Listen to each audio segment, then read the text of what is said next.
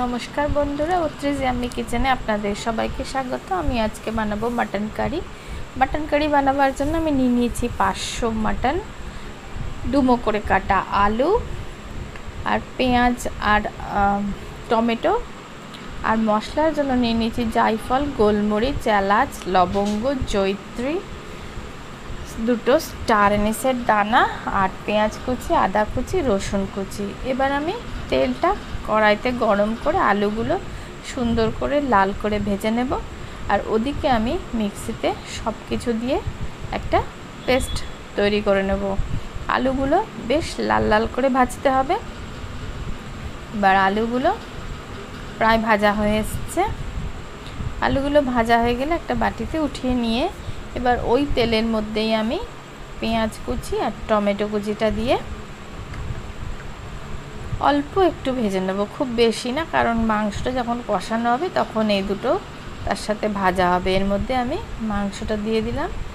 এবার তেলের মধ্যে পেঁয়াজ আর টমেটোর সাথে মাংসটা অল্প একটু নাড়াচাড়া করে যে পেস্টটা আমি তৈরি করেছিলাম সেটা দিয়ে দিলাম।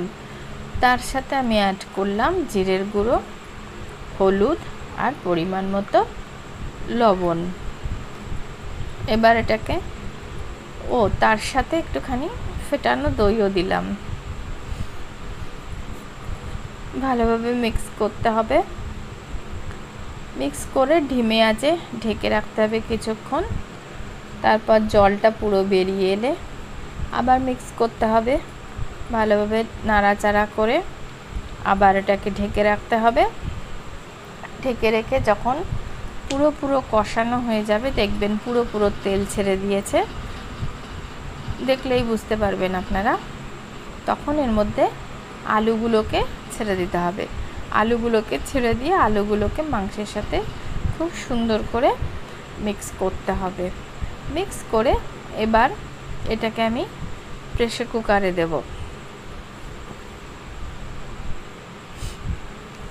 প্রেসার কুকারে দেওয়া হয়ে গেলে কড়াইতে যে তেল মশলাগুলো লেগেছিল সেগুলো যাতে অপচয় না হয় তার মধ্যেই আমি জল দিয়ে গরম করে প্রেসার কুকারে দিয়েছি। এবার 4 থেকে 5টা সিটি মারলেই তৈরি হয়ে যাবে মাটন কারি।